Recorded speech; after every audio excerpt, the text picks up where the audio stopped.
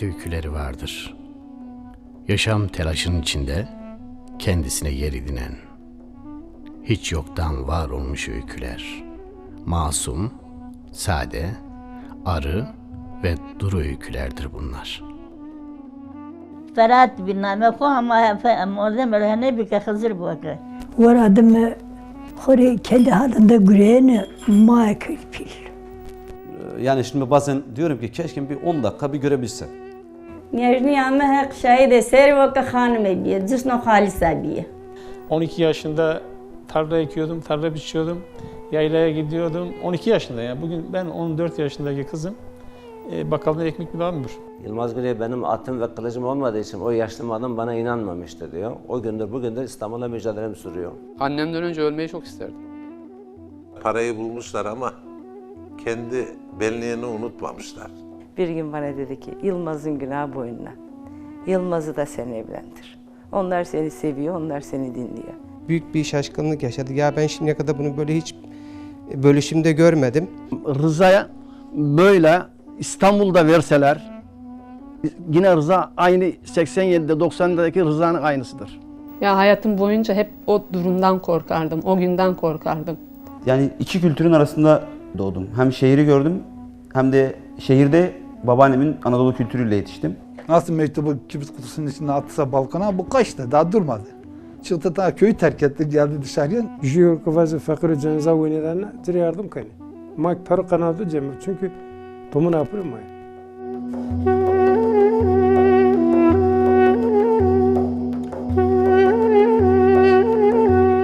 Doğan ailesinin öyküsü de bu öykülerden sadece bir tanesidir.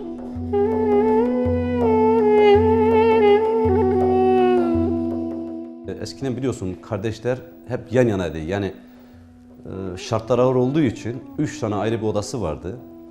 Tabii babam da en küçükleri olduğu için babama biraz daha tek gözlü bir şöyle ufacık bir penceresi olan bir gözde kaldık.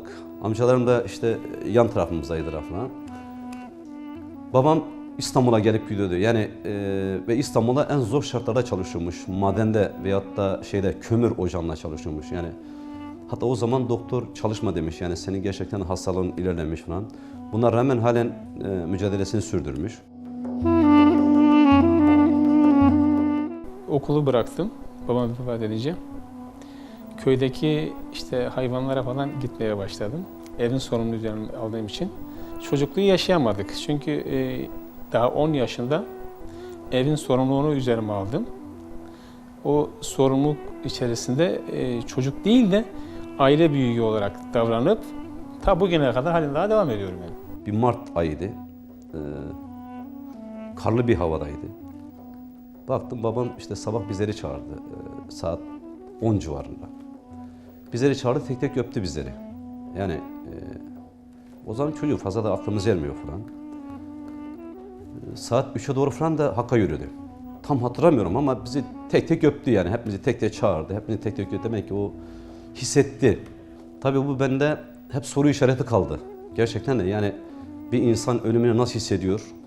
Bu herkese göre değil, herkese mahsus değil. Rıza'nın babası zaten yan yanındaydı. Onlar birbirini çok seviyorlardı. Öldüğü zaman da ayrılmıyor. Babam hep diyor ben inşallah ben burada ölürüm, kardeşimin yanında kalırım. Hep o sözü söylüyordu. Ve hakikaten dediği de oldu yani. Hiç ayrılmadılar.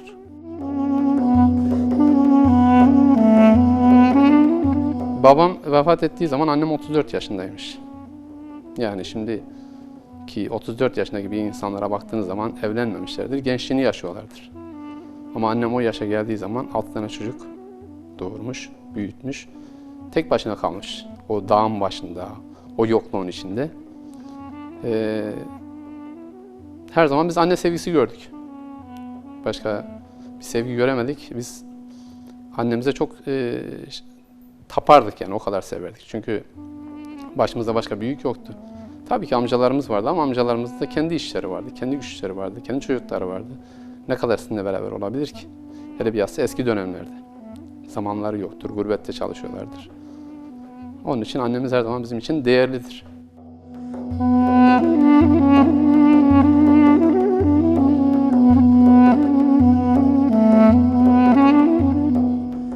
bulutlu gökler, sessizliğe bürünmüş kırmızı köprü, yollar ve ziyaret yerinde edilen dualar, dağıtılan lokmalar, buram buram hasret kokuyor gibi.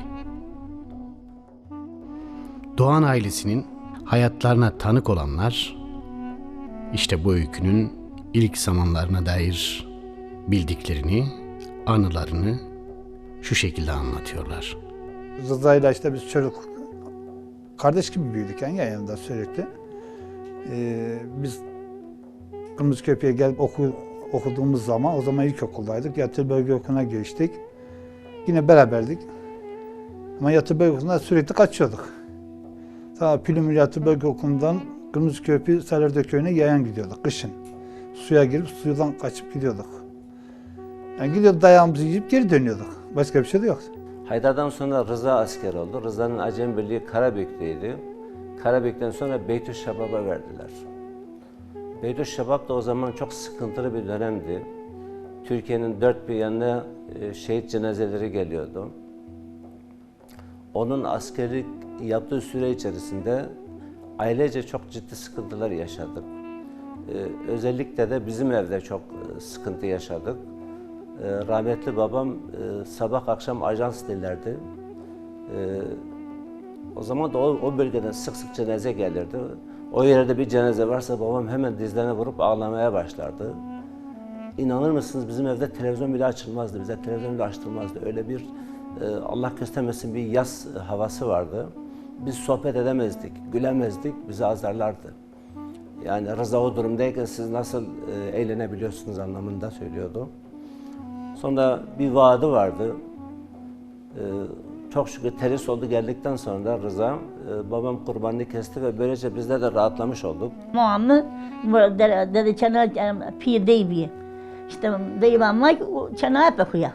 Ya da çana yapıyor Rıza ya ama işte bir pili o zaman çibike böyle mal fetelini, gay fetelini şeyine var ama devamlı iman bi. Millet cüne has kerdeni. Millet şeyine cüne amen ne mal sarı kurbanı her kerdeni cüne bile kaç kerdeni parçayı ondan neresi. Efendim piye değerler yetinmeyin. Ferhat bin name ko ama orada böyle ne bir Hızır bu akı. Yani orada sonunda hiç kolay yok rahat her bari bi. Pir rayber ko amene, pir rayber mu amene direse iskerdeni herkes kendine top verdiğini duvarıma.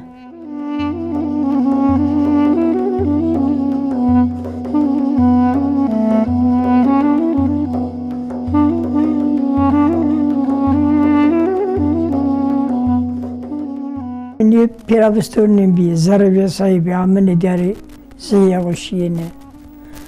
Efendim domunun mari evladı ko bakım kırdığını ey insan diyor. Yani zat modemelerden bir çalışkan diye makineden muhtaç olmuyor.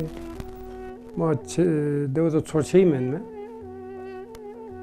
Kırmızı Köprü'de bir kavra var ne?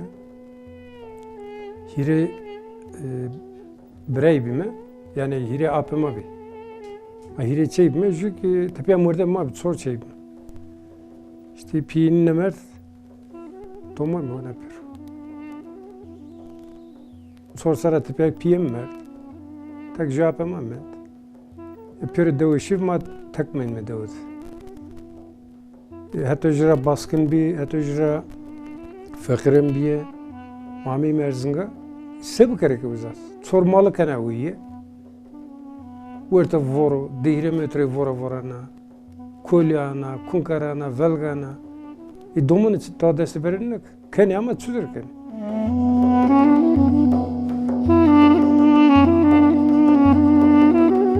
Geçen zamanla değişmez gibi görünen kaderleri, her ne kadar da çıkmazlara girmiş görünse de, babalarını yitirdikten sonra onları bambaşka bir adreste, bambaşka bir hayat beklemektedir.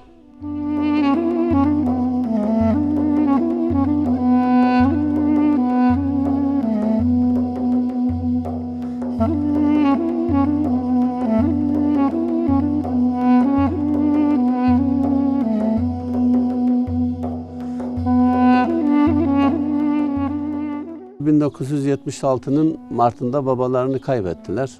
O zaman Kılıçköprü'nün Salördek köyünde oturuyorlardı. Yani bizim eski köyden.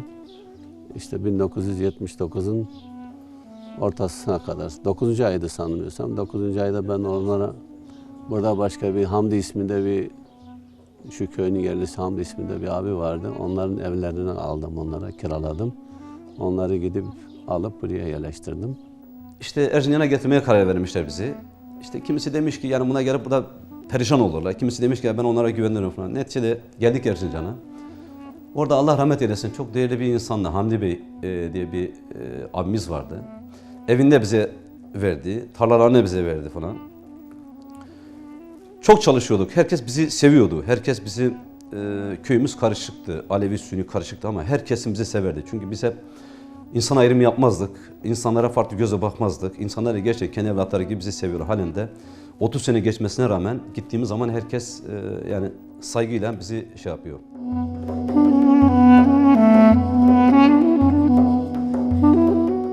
İlk Erzincan'a geldiğimizde yıkık bir ev aldık. Bir duvarı vardı, bir duvarı yoktu. O duvarı tamir ederek evin içerisine girdik. Toplamda 10 metrekare bir yerdi yani. Orada 10 sene kaldık. Marabalık yapıyorduk. Marabalık yapıp ama yani insan çalışkan, dürüst olduktan sonra belli bir yere geldik yani. Yani ta 79'dan 89'da biz buraya geldiğimizde de köyde belli bir saygınlığımız vardı yani. Erzincan'a geldiğimiz dönemleri hatırlıyorum sadece işte. O zamanlarda herkes yatılı bölge okulunda okuyordu. Büyük abimle Rıza abi vardı işte. Benle annem yalnız kaldık onlar askere gittikten sonra. Anneme yardımcı oluyordum işte. İlkokula kadar okudum zaten. Kimse olmadığı için. Amcam İbrahim vardı, Allah rahmet eylesin. Erzincan Değirmenli köyünde bir ev tutuyor bize. Tekrar tek odalı bir ev, bir de mutfağı var. Biz o eve taşınıyoruz. Oradaki mal sahibinin de tarlaları vardı tabii ki. O tarlalarını ekiyorduk. Sonbahar olduğu zaman da bunları bölüşüyorduk. Yani Erzincan'da bizim herhangi bir yerimiz yoktu. Çok iyi hatırlıyorum. Bir gün işte tarla sahipleriyle bir mal bölüşümü, o yıl çıkan hasılat bölüşümü var. Bölüşümde normalde çöpe atılacak ürün de var. Veya yok pahasına satılacak bir ürün var. Onu ortaya koyduğu zaman bizim o günkü tarla sahibimiz büyük bir şaşkınlık yaşadı. Ya ben şimdiye kadar bunu böyle hiç bölüşümde görmedim. Bir de siz aldıktan sonraki bizim mahsul alma verimimiz çok arttı diye de birkaç kere söylendiğini duydum ben. Annem hep doğru çalışırdı. Mesela paylaşmaya geldiğimiz zaman onlara daha fazla verirdi. O tarla sahiplerine işte. O da üzülürdü. Neden bunlar yetimlerin hakkı? Neden bana fazla veriyorsun? Hani biz burada yemiş olabiliriz, dökmüş olabiliriz. Hakkınız bize geçmesin derdi.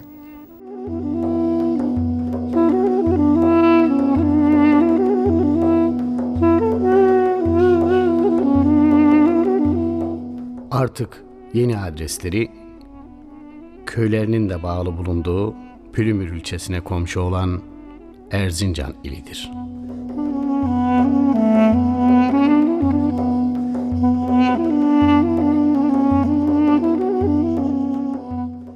Ya 18 saat, 20 saat, 24 saat çalışıyorduk.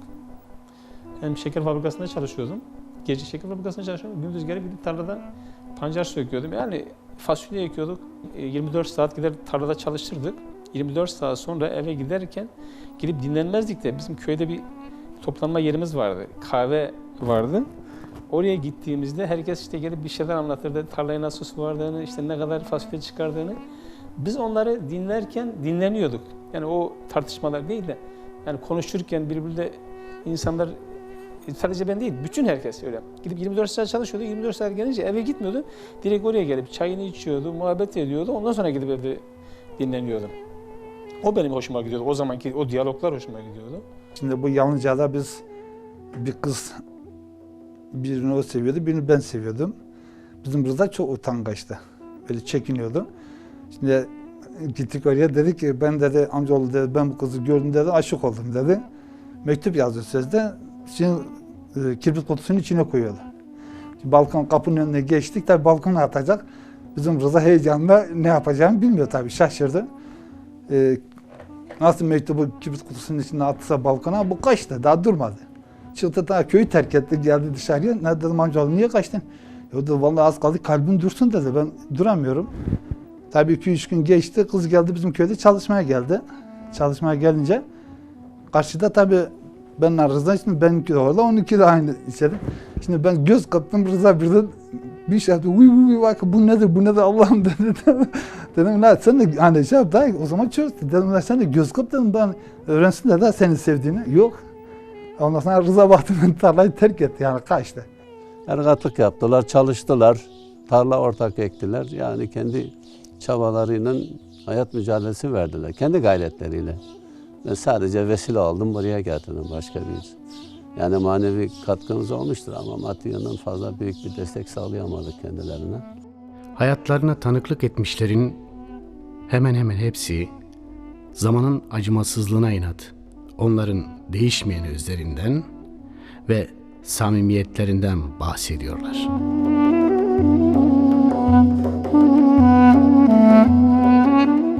Rıza Bey'le tanışmamız yani çok gariban bir çocuklardı bunlar. Yani açıkça.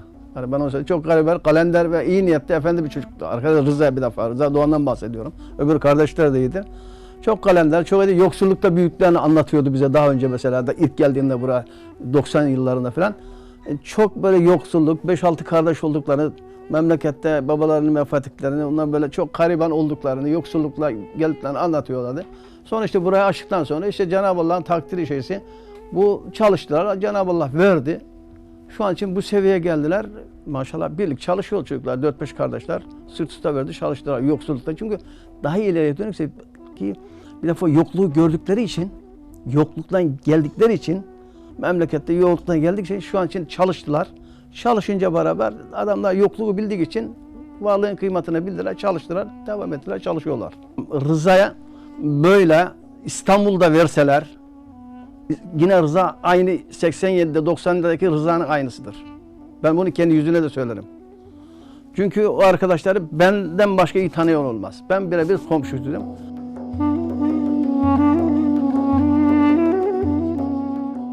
Dünyanın en iyi, mükemmel insanları derim onların bana. Yani benim kızım rahatsızlığından dolayı onlar çok büyük yardımlar ettiler. Yani ben diyorum şimdi, her zaman diyorum, eğer benim kızım şimdiye kadar yaşıyorsa onların sayesinde.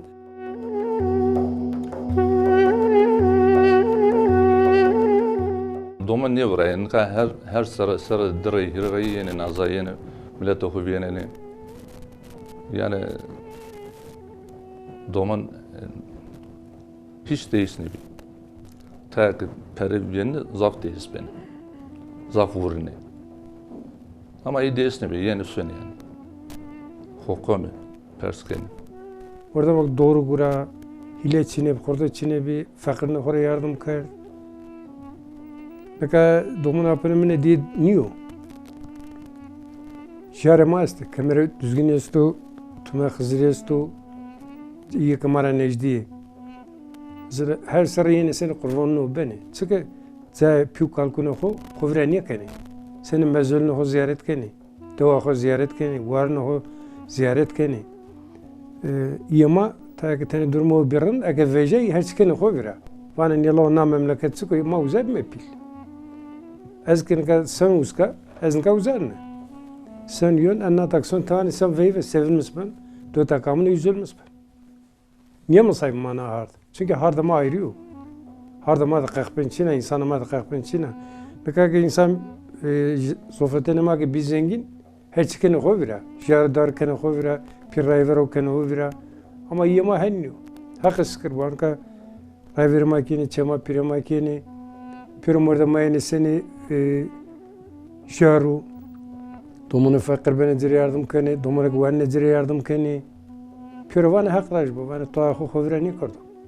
Göç ettikleri bu yeni yere alışmaları pek de uzun sürmeyecek. Dürüstlükleri, cana yakınlıkları ve sevecenlikleri sayesinde sevilecek ve her daim hatırları bilinecektir. Ama gerçek şu ki burası onların hayatlarında sadece bir mola yeridir. annemle, rahmetli anneme beraber biz İstanbul'a geldik. Annemin kardeşleri falan İstanbul'daydı. Tabii geldik sağ olsun, insanlar bizi seviyor, insanlar seviyor. Amcalarımda kaldım, dayılarımda kaldım. Bir dönem, bu arada ben bir iş arayışı içerisine girdim. Bir tekstil firmasında bir iş buldum. Yani meydancı olarak. Tabii orada yemek vermiyorlardı. Tüm yani yemek yok, servis yok. Kendi imkanlarına gidip geliyorum falan. Amcamgilde kalıyordum. Amcam Allah yerini mekanı cennet etsin. Bizi kendi evlatları gibi seviyordu. Gerçekten de yani ona inanıyordum. O samimiyeti görüyordum falan. Bir sahipleme duygusu vardı bende. Yani bir baba, bir abi falan. Mesela onlar yorgunlardı. Ben onların çoraplarını yıkardım. Ben onların elbiselerini yıkardım. Yani o hoşuma giderdi yani. Çünkü onlara böyle bir şefkat göstermek, onlara bir ne bileyim abilik, babalık yaptığınız zaman benim halen değil. Bilmiyorum, belki Allah tarafında verilen bir görevdir. Aile sahipleme duygusu. Zaman zaman bunun acısını da yaşasam bile yine hep diyorum Allah beni bundan ayırmasın. Yani demek ki bu bir görevdir Cenab-ı Allah tarafından. Rıza, Murat, Mesut. Üçü İstanbul'daydı. Ben en küçük biraderle beraber köydeydim. Onlar dediler ki biz gidip bir iş yapacağız. Geldiler, burada farklı bir iki tane işe girdiler. Pek başarılı olmadı. Üçüncü iş olarak bana telefon ettiler. Biz bir amcamın oğluyla beraber bir bakkal satın alacağız. Bize para gönder. Tabii o zamanın şartlarına göre para yoktu. Yani para ne zaman oluyordu? Ya ilkbaharın oluyordu ya son güzün oluyordu. Yani mahsulü sattığın zaman, hayvanı sattığın zaman olabiliyordu. Birkaç kişiden denedim para almak için. Vermediler, yani veremediler veya ne bileyim bir güvenmediler. En son ben o zaman da bir yıllık evliydim. Hanımın bütün altınlarını, bileziklerini bozdum. Kayınpederim Allah rahmet eylesin, ona gittim. Dedim ki bu kadar para lazım. Dedi ki oğlum param yok ama birkaç tane altın var. Allah rahmet eylesin. Onları bozdu, verdi bana. Onun dışında işte bir şeyler sattık. İşte hayvan sattık, işte fasulye sattık. Toparladık, gönderdik. 5 kardeşle tahmin ediyorum. 5'i de beraber çalışıyor. Birbirlerine saygılı davranıyorlar. Ortak karar alıyorlar. Birbirlerini dinleyerek iş yapıyorlar. Dolayısıyla hata yapma şansları sıfır. Adamlar el ele verip çalıştılar. Yani biri ben çalışayım efendim, öbürü yok ben çalışmayayım işte geç geleyim şu öyle yok. Sabah kalkardı beraber, akşam gelirlerdi beraber. Sabah kalkardı onun ayakkabısını giyirdi, onun pantolonunu giyirdi, onun ceketini giyirdi. Böyle yani. Aralarında hiçbir şey yok. 12 yaşında tarla ekiyordum, tarla biçiyordum. Yaylaya gidiyordum. Ondan sonra ot biçiyordum, hayvanlara gidiyordum. 12 yaşında yani. Bugün ben 14 yaşındaki kızım bakkaldan ekmek bile almıyor. Sadece ben değil. Rıza olsun, Murat olsun, herkesin kendi sorumluluğunu bilerek biz bu şeye geldik. Yani sadece bir benden değil. Herkes kendi sorumluluğunu biliyordu yani. Yardımlaşma çok fazlaydı ta o zamanlardan yani. Herkes birbiriyle yarışıyordu iş yapmak için. Yani kaytarmak değil de iş yapmak için birbiriyle yarışıyorduk yani. İstanbul'da işte bir yıl içinde 3 tane iş deneyimim oldu. Bunlardan bir tanesi işte gece birhanelerde, Esenler'de Roma birhanesi var. İlk iş deneyimim orada oldu. Daha sonra Haznedar'da bir restoranda oldu. Daha sonra da Bağcılar'da bir şey oldu. Kendi işimizi kurana kadar böyle bir iş deneyimim oldu. Bir ara yanımızda kaldı. Ondan sonra Bahçeli Evler'de bir dükkan tuttuk ona. Tavukçu dükkanı. Tavukları sabah veriyorduk, akşam gidip alıyorduk. Satılmadı. İşler iyi gitmedi. Yani çok çaba harcadı çocuk. Olmadı. Olmayınca da biz bunu tekrar aldık. Başka bir yerde, Küçükçekmece'de bir yer açtık. Tepe üstünde. Bir gün böyle bilmiyorum Allah tarafından içinde böyle bir şey geldi. O surlar var, Topkapı'nın içerisinde surlar var dedim. Allah'ım bize bir yardım et. Bize sahip çık dedim falan. Gerçekten yani içimde yüreğimde gelerek bunu söyledim falan. Ben Yılmaz Güney'in hayatını okumuştum. Yılmaz Güney İstanbul'a geldiğinde yaşlı bir bayanın pansiyonda kalıyormuş. İşte bayan ona niçin İstanbul'a geldiğini soruyor. Yılmaz Güney de ben İstanbul'u fethetmeye geldim demiş. Çünkü Fatih Sultan Mehmet de İstanbul'u fethettiğinde 21 yaşındaymış. Yılmaz Güney benim atım ve kılıcım olmadığı için o yaşlı adam bana inanmamıştı diyor. O gündür bugündür İstanbul'a mücadelem sürüyor. bunu da biraz da Rıza'cığımla örnekleştirmek istedim. Rıza da İstanbul'a geldiğinde 21-22 yaşlarındaydı.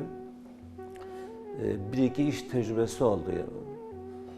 Ondan sonra da amcamın oğluyla birlikte, Mehmet abiyle birlikte parsellerde ortaklaşa bir market açtılar. Ben doğduğumda Rıza amcam İstanbul'a ilk geldiğinde işte bir market açmaya karar vermişler. Marketin isminde benim ismim olmasını istemiş. O sıralar ben de köyde yeni doğmuşum. Fotoğrafımı göndermişler, ismimi yazmışlar arkasına. Amcam da marketin ismi Onur olsun demiş. Böylelikle Onur ismini koymuşlar. Ben 74'te çıktım köyden. İstanbul'a geldim, işte buradaydım. Ama yazları gidip geliyordum köyüme. Daha sonra da işte onlar buraya geldikten sonra da 98'de ilk büyük markete başladıklarında beni çağırdılar. Abla gel hani biraz bize destek ol, bize bir sistem kur diye. Tabii bakkal sistemiyle marketçilik aynı olmuyor. 3 ay bize yardım et dediler. O 3 ay oldu, 15 yıl halen burada işte ve birlikte götürüyoruz. Ben de burada 14 yıldır çalışmaktan çok mutluyum. Patronlarım Allah razı olsun bizim tarafımızdan da düşünüyorlar. Yani sadece kendi tarafından işe bakmıyorlar. Bu bizim için bir avantaj. Tabii bizim de ne yaptığımız önemli. Ben 14 yıldır burada kendi yerim gibi çalışıyorum inşallah. Sağlam el verdikçe daha ileriye de dönük çalışacağım.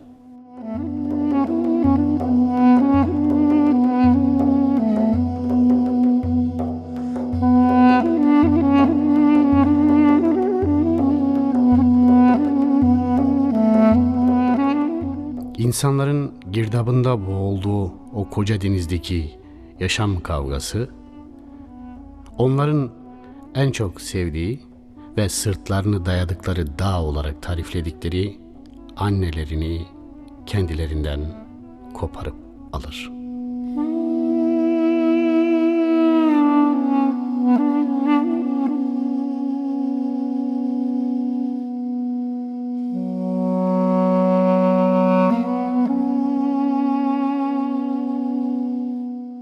Eşi bulunmaz bir anneydi. Zaten bu duruma gelmemizi de annem yani. Annemin eğitimiyle, annemin bize verdiği Allah korkusu, işte doğruluk. Annem bilmiyorum çok farklı bir anneydi. Hem anne hem baba. Ya hayatım boyunca hep o durumdan korkardım, o günden korkardım. O zaman da farkında olmadan yaşıyorsun işte bir şeyler. Girememiştim yoğun bakım, hani kötü olurum diye. Annem üzüldü işte kötü olur diye. Girmedim.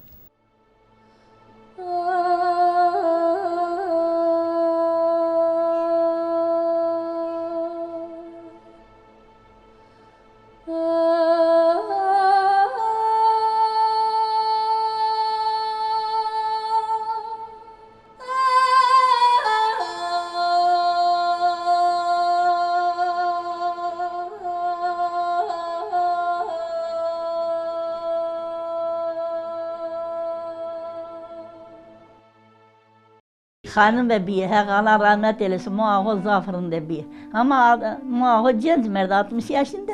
Piyo ki o genç mert. Nijni ama hak şahide seri vaka hanım bir, cisno halisa bir.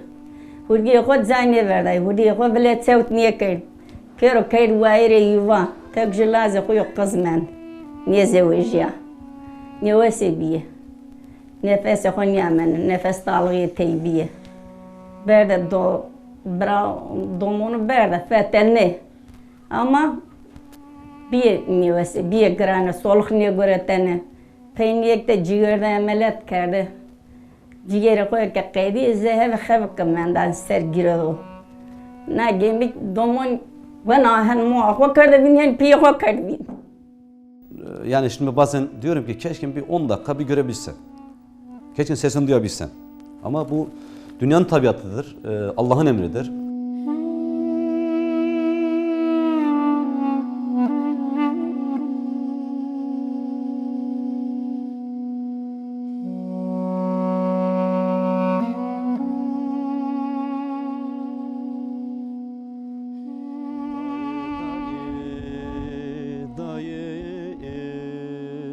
Bir kısamı dayı dayı dayı dayı, ne çaramı dayı. Felekemiz biyo şiya hardeş ayere. Felekemiz biyo şiya hardeş ayere.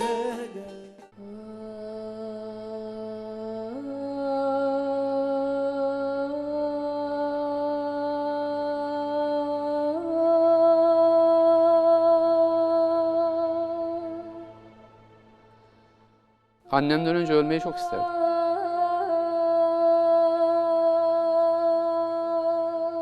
Çünkü annemi çok seviyordum.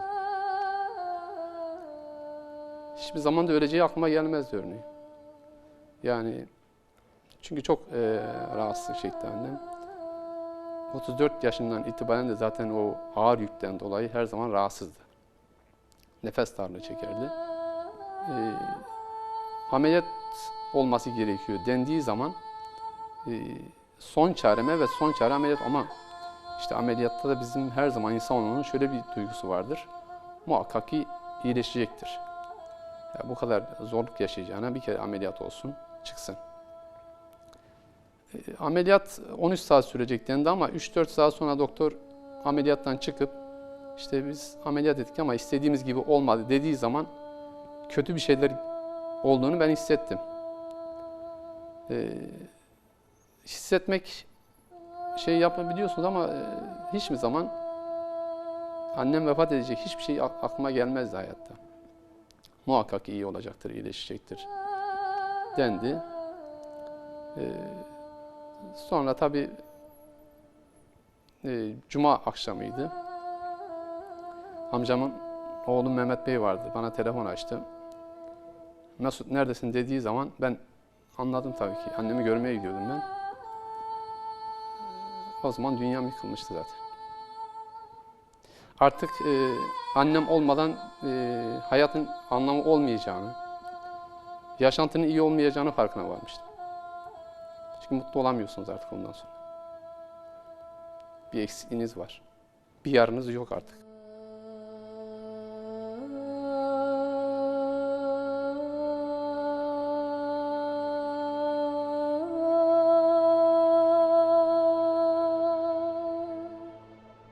Yaşanan acılar değil midir ki insanı insan eden?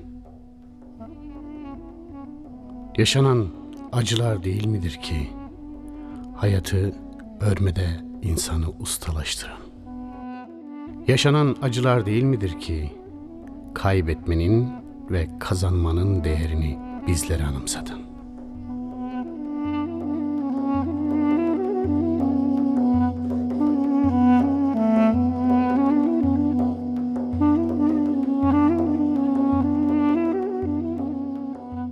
Anneleri yani çok değerli bir insandı. Mesela şöyle bir anım var. Bir gün biz bir tane personeli çıkardık işte.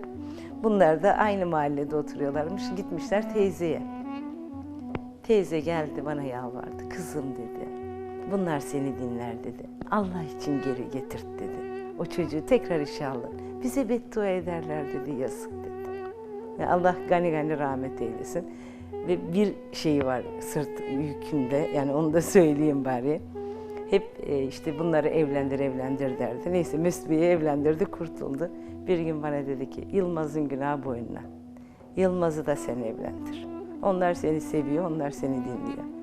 Halen Yılmaz bekar, ben de halen o yükü taşıyorum. İnşallah tamamlarız bir gün diyorum. Biz ne aldıysak, ne öğrendiysek hep annemden aldık. Çünkü biz başkasından bir şey görmedik. Yani büyük olarak annemin bize verdikleri bize rehber oldu. Biz de onu uyguladık yani. Hırsızlık yapmayacaksınız, doğru çalışacaksınız. Yani kötü gözle bakmayacaksınız. Annem öyle bir kadındı yani. Hak yemiyordu, kimsenin hakkını tenezzül etmiyordu. Fakirliğe rağmen. Yani eski bizim o yören insanların, kadınların vardır. Hepsinde de aşağı yukarı o şey var da annemde biraz daha fazlaydı yani. İşte şey söylerler hep, küçükken biz misafirler geldiği zaman hani yiyecek yiyeceklerimizi her zaman misafirlere saklardık. Biz yediğimiz zaman işte annem derdi ki diyor, amcamlar, babam der ki işte yemeyin, belki misafirler gelir, misafirlere ikram ederiz. Yani gerçekten burada çok büyük bir misafirperverliğin dışında bir insaniyet görüyorum. Hani ben yemeyeyim de misafir geldiği zaman ona ikram ederim. Ben değil de ilk önce başkası. Bu gerçekten en büyük öğreneceğimiz konulardan bir tanesi. Bir de babaannemle küçükken hep çocuğu gibiydim. Yani amcamlardan sonra belki diğer çocuk olarak beni görürdü. Çok da severdi ilk torun olduğum için. Ağlarmışım işte. Kendi evime gittiğim zaman ağlarmışım. Orada kalmak istermişim falan. Bunlar unutamadığım anılar yani kendi adıma. Sizi doğduğunuz topraklara bağlayan o kadar çok şey vardır ki çekip çok uzaklara gitseniz de aklınız yine o topraklarda kalacaktır. Anlam vermekte güçlük çektiğiniz bir şeyler sizi hep geri, yani doğduğunuz o topraklara çağırıp duracaktır. Bir daha, bir daha. Vakti amlani bir toşya ezmendo Tememra tevresime konuşuye ezmen Vakti amlani bir toşya ezmendo Tememra tevresime konireza ezmen Kılama vanto dimaz pep yivanon derdu Astarı yene can tokası kenemde Kılama vanto dimaz pep yivanon derdu Parayı bulmuşlar ama kendi benliğini unutmamışlar. Kibirlik yok, şeylik yok. Belki de bu insanlar böyle oluşu 14 yılımı doldurdum şu anda. 15. yıla girdim. Adamlar dürüst. Ondan sonra mümkün olduğu kadar fakir fukaraya yardımcı olan kişiler. Başkaları olsaydı belki değişebilirlerdi ama gerçekten onlar değişmediler. İnsanlarını da gidip soruyorlar, yaşlılarını da soruyorlar. Mesela memlekete gitse de bütün aynı yani. Aynı, değişmediler onlar. Eskiden neyse aynen de devam ediyorlar insanlık bakımından. Düşüyor ki bazı fakir cenaze oynayanlarına direkt yardım kayın. Mak para kanadı cemil çünkü tomu ne yapıyor mu? Ama ki memlekette korak khir içine bir murdamına korak içine bir zor zengin mi sebep veya fakir mi sebep kas suat aynı bana. Ama iyi ama ökeman ne o? Yani sülel ama kas veren o veren yakın. Kas pilin o köse yaban yerzun. Her zaman pers konu ziyaret konu telefon konu newsunu pers keme. Anne kay işte her şey cay. Ez dersim de bine. Troja mı hak bazı hemen işte. Ma brey mi? Jüçe mi? Yani ka her şey şimdi cay ka jede domunma jün nasıl? Çünkü domun hiris saradır. Ma hiris sara niye mi jün ne diyor? Veya ma jün diyor domun ne diyor? Yaşantımızda onlar olsun biz olsun. Hiçbir zaman insanlara karşı devamlı iyilik sever, insan saygılılar. Hepimiz öyleyiz. Bir aile yani ailece hepimiz aynıyız. Birbirimizi çok seven, birbirimize bağlı olan bir aileyiz. Rıza Bey'e geldim ama ben patron bilmiyordum. Bir işçidir falan. Patronu sordum, dedi patron benim. Ben de gülerek kendi kendime dedim patron değildir dedim. Çünkü çalışıyor, hızlanıyor, şey yapıyor. Ondan sonra ilgilendi benimle. Yukarı çıkardı muhasebe, Nimet Hanım'la tanıştırdı. Böyle böyle bir arkadaşımız. Ondan sonra Ramazan Kılıç Aslan diye bir mağaza müdürümüz vardı. Onunla tanıştırdı. Mustafa Bey'i Beylikdüzü'ne alın diye söyledi. Ben hayretler içerisinde kaldım yani çünkü bu kadar parayı bulan adam dedim amele gibi çalışıyor.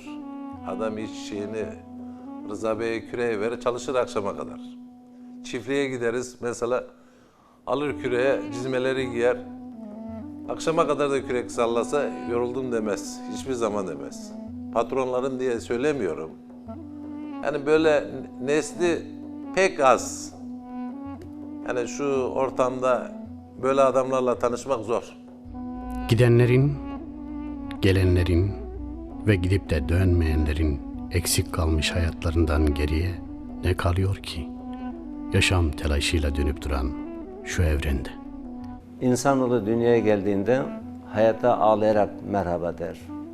Çocuksun, bebeksin, karnın toksa, sevdiklerin de yanındaysa senden iyisi yoktur. Anne özlemi vardır, kardeş özlemi vardır, abi özlemi vardır. Baba dediğim gibi yani babayı fazla hatırlayamadığınız için sanki babasızlık normal bir şeymiş gibi gelirdi ona. Ama arkadaşlarınızın babası geldiği zaman, onu gördüğünüz zaman bir eksiklik hissedebiliyorsunuz tabii ki.